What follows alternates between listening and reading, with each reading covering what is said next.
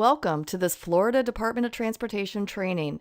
Assessing Mobility Effects is part of a video series providing guidance for sociocultural effects evaluations for transportation projects. This training has two parts. The first part begins by examining transportation mobility and the issues associated with transportation projects. The training goes on to describe a methodology for identifying and assessing potential mobility effects during sociocultural effects evaluation. Let's get started. 6 issues create the framework for assessing community effects during sociocultural effects evaluation. Mobility is one of the 6 issues. The mobility issue explores the potential for project effects relative to a community's mobility choices, the transportation system's connectivity across travel modes and to local destinations, traffic circulation and its influence on distance to destinations, and public parking, which can facilitate intermodal connectivity and destination accessibility. During sociocultural effects evaluation, we also seek to understand how the project could affect all population groups in the study area, with particular attention to transportation disadvantaged groups. To facilitate the assessment of the mobility issue, the department has developed a series of related SCE considerations, which I will talk about in the coming slides. But first, I want to point out 2 important concepts that are central to the measurement of transportation quality: mobility and accessibility. Mobility is the ability of people to make trips to satisfy their needs or desires by any combination of modes of transportation. Often measured by congestion or level of service, mobility is not a goal in itself, but rather a means to reach one's destinations. Mobility is one way of increasing accessibility. Accessibility is an area-wide measure of the ease of travel between locations within a defined geographic area. For the most part, accessibility to opportunities available at destinations is the reason we make trips.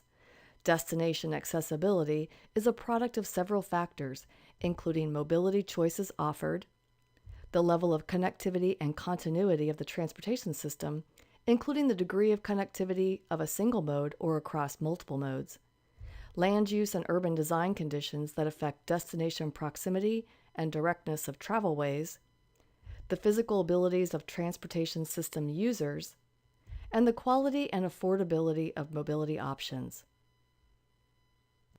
During sociocultural effects evaluation, the SCE considerations prompt us to examine the mobility choices available or planned in the study area and the potential for mobility by any combination of modes to be increased or decreased as a result of the project. Mobility choices influence community quality of life. Access to multiple transportation modes helps ensure mobility for everyone. For people who use an automobile but have occasion when they are unable to drive, other forms of transportation can serve as backup mobility. Mobility choices improve the efficiency of the transportation system by reducing reliance on motor vehicles and the associated fiscal and environmental costs of traffic congestion relief projects. And lastly, people tend to enjoy the lifestyle that is possible when a community has safe, pleasant, and readily accessible transportation options, including walking, biking, and transit. Because people travel in different ways, an equitable transportation system supports multiple modes of travel. Complete streets serve the transportation needs of users of all ages and abilities while maintaining safety and mobility. The department adopted its Complete Streets policy in 2014, which aims to create a context-sensitive system of complete streets on the state highway system, including the strategic intermodal system. Complete streets will be accomplished through project planning, design, construction, reconstruction, and operations. The next SCE consideration is the potential for project effects on transportation system connectivity. If modes and destinations are not physically connected, users will be unable to put together a trip that combines them efficiently. Connectivity concerns travel within a single mode or across a sequence of modes. Mode sequencing is typical for trips involving transit because other modes serve the first and last mile. Connectivity between transportation facilities and destinations in a community are also considered. We look for connections between neighborhoods or between residential areas and business areas, and if the project could lead to changes in the level of connectivity. Also, connectivity to businesses and services via non-motorized modes is specifically examined during the evaluation. Assessment of the mobility issue considers traffic circulation in terms of travel time and distance to destinations, factors that influence modal choice. A project that emphasizes mobility and travel time reduction could encourage sprawl pattern development in remote locations. The distance between destinations is typically greater in sprawl areas, demanding more travel as compared to areas with compact development and high accessibility. Longer journeys discourage walk or bike trips, which would be a particular disadvantage to persons without automobile access or the ability to drive. In areas with existing development, a project structure or related street closures could reduce the density of pathways in the area, affecting travel time and distance to destinations. Conversely, a project, such as a bridge over an urban waterway or a pedestrian bridge over a busy in-town highway, could increase connectivity or continuity of the transportation system to shorten travel time and distance. During sociocultural effects evaluation, we consider the potential for disruption, displacement, or elimination of public parking as a result of the project. The availability of parking can affect the directness in reaching a destination, as well as the level of connectivity between modes. Public parking may be in the form of on-street parking lanes or off-street parking lots or structures. Public parking may provide intermodal connectivity to business districts, shopping centers, and modal transfer points, such as a park-and-ride lot at a transit station or a trailhead. Sociocultural effects evaluation gives special attention to potential effects on transportation disadvantaged populations, including those for whom cost or physical ability limits their accessibility to the transportation system. Such individuals often have less access to a personal automobile and so may face barriers to mobility in automobile-dependent contexts. Now that we have framed the issues, let's talk about the process for identifying and assessing potential mobility and accessibility effects. These tasks are performed in Step 4 of the sociocultural effects evaluation process. At this point in the process, we will have completed Steps 1 through 3, which are reviewing the project information, defining a study area encompassing any areas with potential for mobility effects, and collecting data describing the demographics and community resources in the study area. These steps are discussed in detail in preparing for SCE evaluation, a video in the department's SCE evaluation training series. Step 4, Evaluate Sociocultural Effects, involves 3 main tasks: identifying mobility resources and determining their level of importance to the community, assessing potential project effects on those resources and on community groups in the study area, including the potential for positive and negative effects, and gauging the severity of potential negative effects. The first task, Task A, is to review the community information compiled during preparation for the SCE evaluation. This information includes the project information, demographic analysis, community resource data, and any prior public input. Through this task, we begin learning about the community, its context, local values, and ways and patterns of life that could be changed as a result of the project. What is known about a project at the time of the sociocultural effects evaluation will be stated in the project description. This information describes the project purpose and need, the general facility type, such as a trail or a road, the existing and proposed facility, including the geographic location and extent of the project alternatives, and physical features such as the project width or footprint and any other features of significance to the project environmental evaluation. From this information, we examine in the abstract the relationship between the project's physical and operational characteristics and the community context to understand the potential for project effects. The project demographic analysis tells us about the characteristics of population groups in the study area and their physical distribution in relation to the project, transportation facilities and services, and significant destinations in the community. We need to know about the general resident population, as well as workers, business patrons, and user groups that frequent the area. Population groups that are vulnerable to community change are of particular interest in the assessment of mobility and accessibility effects. These groups include transportation disadvantaged groups, no and low car households, and populations having special protections under federal non-discrimination laws and policies. More information on preventing discrimination during transportation decision-making is available in the Facilitating Equitable Outcomes videos on the department's SCE webpage. In preparation for SCE evaluation, information on a full spectrum of community resources is typically compiled from a database such as the department's environmental screening tool. From the database information, select data that is relevant to mobility and accessibility, including community facilities, existing and future land use, transit routes, stops and hubs, transportation disadvantaged service provider areas, existing and planned trails, the rail network, airports, seaports, and marinas, and crash data. Supplement the database information as needed to fully depict mobility and accessibility conditions in the community.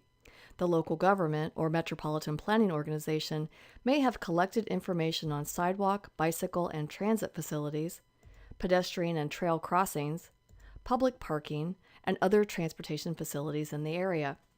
These sources will also be able to inform you about any policies, plans, or programs applicable to the study area, including the Long-Range Transportation Plan and local and state transportation improvement programs. Local news reporters or bloggers may have written about the community's transportation issues and how people feel about them. Going to the study area to observe conditions in the field will help you verify the database information and identify features not reported in the data.